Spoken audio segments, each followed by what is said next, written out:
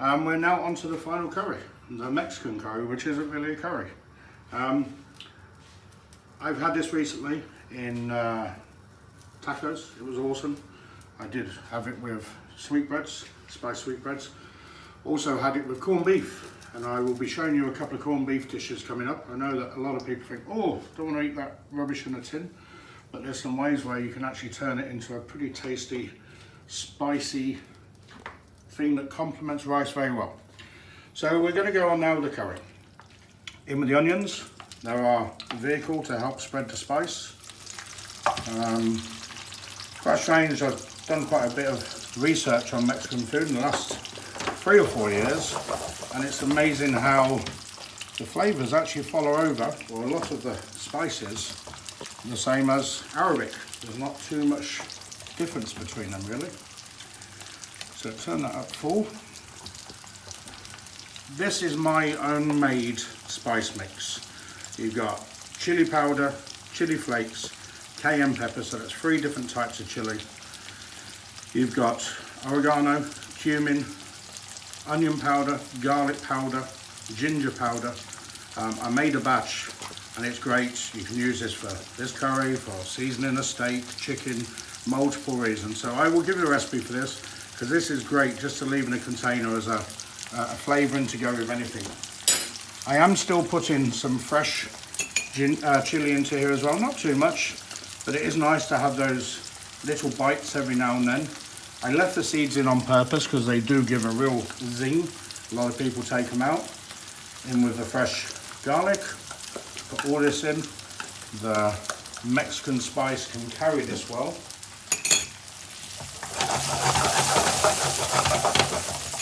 If you notice, I'm not using fresh ginger this time. I just feel it's a little bit too fresh, fragrant, and kind of gets lost. Plus I've got some in the spice mix, and the ginger isn't really a predominant flavour, so the amount that's in the spice mix is enough and it supports the other spices.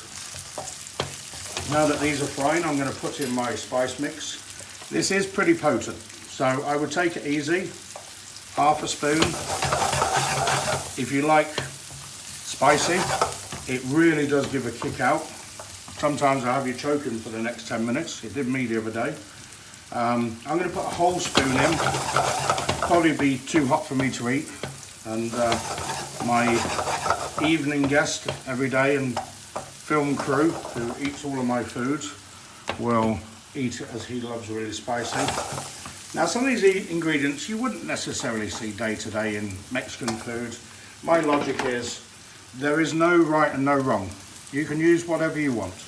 As long as you like the ingredient and it brings something to the dish. You know, the sweet potato, the cauliflower, they bring some bulkiness to it.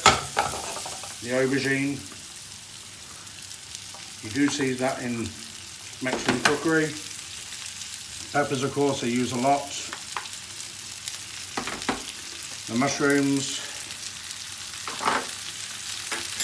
courgette. You can pretty much use whatever vegetables you like and whatever you have laying around. If you want to go to full hog, see, now that I'm tossing that, those spices are really coming out. We're not going to use coconut milk this time. That would just be a little bit too weird. We will, of course, use the tomato and the other fresh ingredients. So this is a drier, and that's what I'm saying, you barely call it a curry. This is a drier vegetable side dish, but I'm calling it a curry for ease sake. Doesn't need to cook for too long.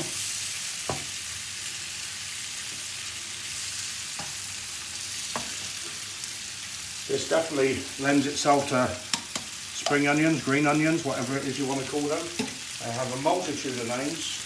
We will put the last of the cherry tomatoes in. We will definitely get the coriander into this, and I love that freshness of the coriander. And you notice I put this in sooner before the liquid. In with the chopped tomato.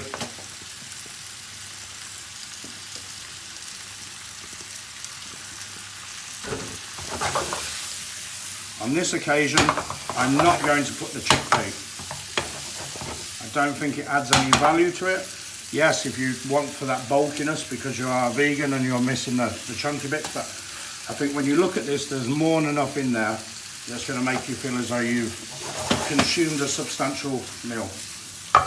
And I will put some baby spinach in because I have it and to use it, but it will kind of get lost a little bit with the spice here.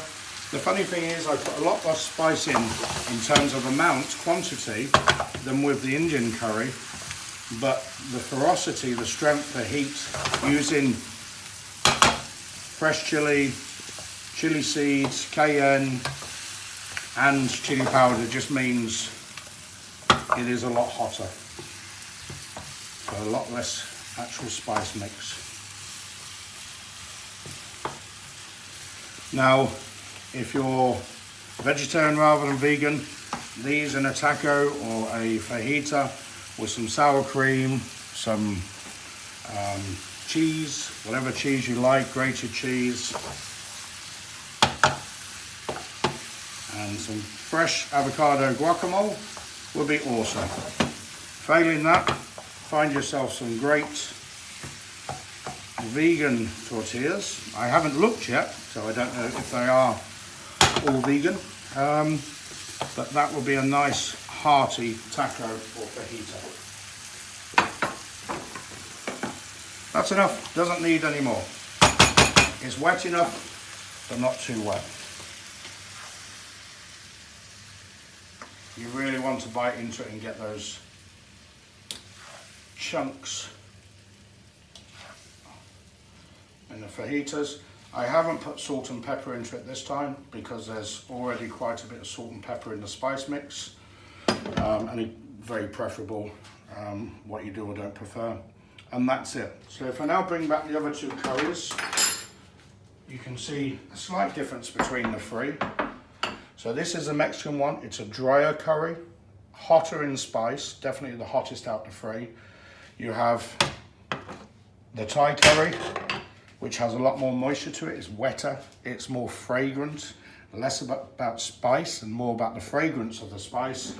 And then you have the Indian curry. Medium moisture, a lot of the dry spices in there, fragrant, but in a very different way to the Thai. And there you go, this is my first vlog. Thank you for watching. I hope you have the confidence to make these three. And if at any point you are not sure, if you need anything, please feel free to send me a message and I will answer the best I can. Happy cooking, bye bye.